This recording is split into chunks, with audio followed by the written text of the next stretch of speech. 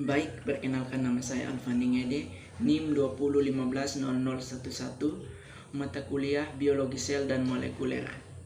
Saya mahasiswa program studi pendidikan biologi Universitas Kristen Arta Wacana Kupang. Pada kesempatan kali ini saya akan membahas materi mengenai sel eukariot dan sel prokariot.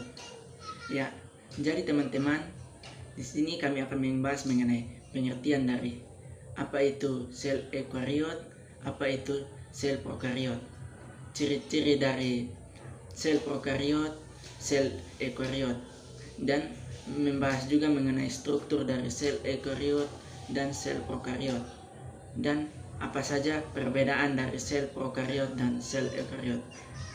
Jadi mari kita membahasnya satu persatu. Baik, yang pertama itu saya akan membahas pengertian dari sel prokariotik. Sel prokariotik adalah kelompok makhluk hidup yang tidak memiliki membran inti sel. Maka prokariotik memiliki ukuran mikroskopis yang lebih kecil dari eukariotik dan memiliki materi genetik yang lebih sederhana. Maka materi genetik sel prokariotik tidak dibungkus oleh selaput. Yang berikut saya akan membahas mengenai sel eukariotik. Sel eukariotik. Sel eukariotik adalah kelompok makhluk hidup yang memiliki organel yang dilapisi oleh membran sehingga terjadi pemisahan antara inti sel dan sitoplasma. Baik, yang berikut yaitu ciri-ciri atau karakteristik dari sel prokariotik dan sel eukariotik. Yang pertama yaitu sel prokariotik, yaitu sel prokariotik belum memiliki membran inti. Yang kedua, sel prokariotik sebagian besar terdapat pada organisme uniseluler. Yang ketiga, sel prokariotik tidak memiliki organel seperti retikulum endoplasma, mitokondria, dan lisosom.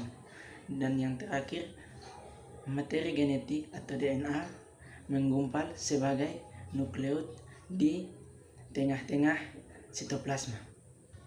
Yang berikut ciri-ciri dari sel eukariotik. Ciri-ciri dari sel eukariotik yang pertama itu sel eukariotik memiliki membran inti. Yang kedua, sel eukariotik terdapat pada organisme uniseluler seperti protista maupun multiseluler seperti jamur, tanaman, dan hewan. Yang ketiga, sel eukariotik memiliki organel seperti retikulum endoplasma, mitokondria, dan lisosom. Dan yang keempat, inti sel terpisah dari sitoplasma dengan membran inti. Baik, yang berikut saya akan membahas mengenai struktur atau bagian-bagian dari prokariotik seperti bakteri. Struktur atau bagian-bagiannya itu yang pertama ada dinding sel, yang kedua ada sitoplasma, yang ketiga ada mesosom, yang keempat ada membran plasma, yang kelima ada nukleoid, yang keenam ada organel, yang ketujuh ada flagellum, yang kedelapan ada pili atau fimbriae.